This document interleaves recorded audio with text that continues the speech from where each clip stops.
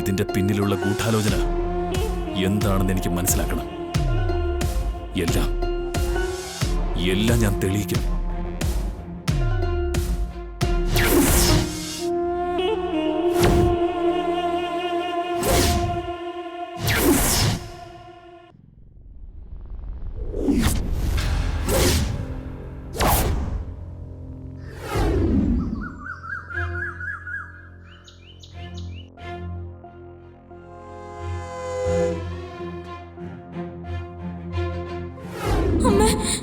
ശേഖര മുത്തശ്ശനെ കൊല്ലുമെന്ന് പറഞ്ഞ് വിശാൽ സാറ് ഒരു തോക്ക് എടുത്ത് ഇറങ്ങിയിരിക്കുവാ.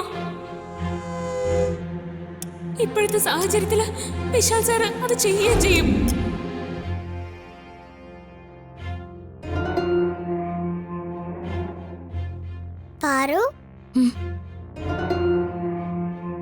പാറു, എന്താ ഒരു ആലോചന? മണിക്കുട്ട, എനിക്കൊരു സംശയം. വിശാൽ സാറ് തോക്കെടുത്ത് ശേഖര മുത്തശ്ശനെ കൊല്ലാൻ പോകുന്ന വിവരം ഞാൻ പ്രഭാവതി അമ്മയോട് മാത്രമാ പറഞ്ഞത്. പക്ഷേ ആ വിവരം പോലീസ് അറിഞ്ഞിരിക്കുന്നു. അതെങ്ങനെ അറിഞ്ഞു? അത് മാത്രല്ല, വിശാൽ സാറ് ശേഖര മുത്തശ്ശനെ കാണാൻ നേരത്ത് അദ്ദേഹത്തെ വെടിവെച്ച ആ അജ്ഞാതൻ ആരാണ്? അയാൾ എന്തിനാ ശേഖര മുത്തശ്ശനെ വെടിവെച്ചത്?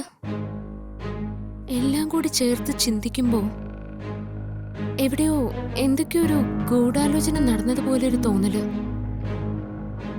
എത്ര ആലോചിച്ചിട്ടും എനിക്ക് അതിന് ഉത്തരവും കിട്ടുന്നില്ല.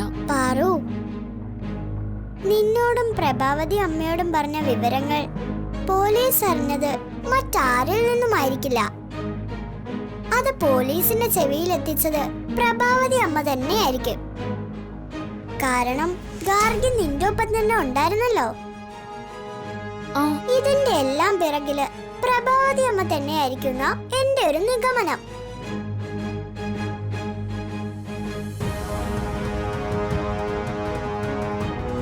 അല്ല, പ്രഭാവതി അമ്മ എന്തിനാ ഇങ്ങനെയൊക്കെ ചെയ്യുന്ന? വിശാൽ സാറിനോട് അവർക്ക് സ്വന്തം മോനെ പോലെ സ്നേഹമാണല്ലോ. അങ്ങനെ സ്നേഹമുള്ളപ്പോ വിശാൽ സാറിനെതിരായിട്ട് അമ്മ ഇതുപോലെ പ്രവർത്തിക്കോ? പ്രഭാവതി അമ്മയ്ക്ക് ഇതിലെന്തെങ്കിലും പങ്കുള്ളതായി ഞാൻ കരുതുന്നില്ല. ഞാൻ പറയാനുള്ളത് പറഞ്ഞു. പാറു നന്നായിട്ടൊന്ന് ചിന്തിക്ക്. അപ്പോ ഞാൻ പറഞ്ഞതിൽ കാര്യമുണ്ടെന്ന് മനസ്സിലാവും. നീ ബുദ്ധിമതിയല്ലേ? ഇതിന്റെ പിന്നിൽ ആരാണെന്ന് കണ്ടുപിടിക്കാൻ നിന്റെ ബുദ്ധിയൊന്ന് പ്രയോഗിക്കേ. വിശാൽ സാറിന്റെ ശത്രുക്കളെ പുകച്ച് പുറത്ത് ചാടിക്കേ. നീ പറഞ്ഞത് ശരിയാ. വിശാൽ സാറിനെ കുരുക്കിയ ശത്രുക്കളെ കണ്ടെത്തണം. അവര് തന്നെയായിരിക്കും ദേവമ്മയുടെ മരണത്തിന് പിന്നിലെന്നും ഞാൻ സംശയിക്കുന്നു. അതുകൊണ്ടാണല്ലോ ശേഖര മുത്തശ്ശനെ കൊല്ലാൻ അവര് ശ്രമിച്ചത്. എന്റെ മനസ്സിലൊരു പദ്ധതി തെളിയുന്നുണ്ട്. അതിലൂടെ തന്നെ ഞാൻ സത്യം തെളിയിക്കും. എല്ലാ ശത്രുക്കളെയും കണ്ടെത്തും.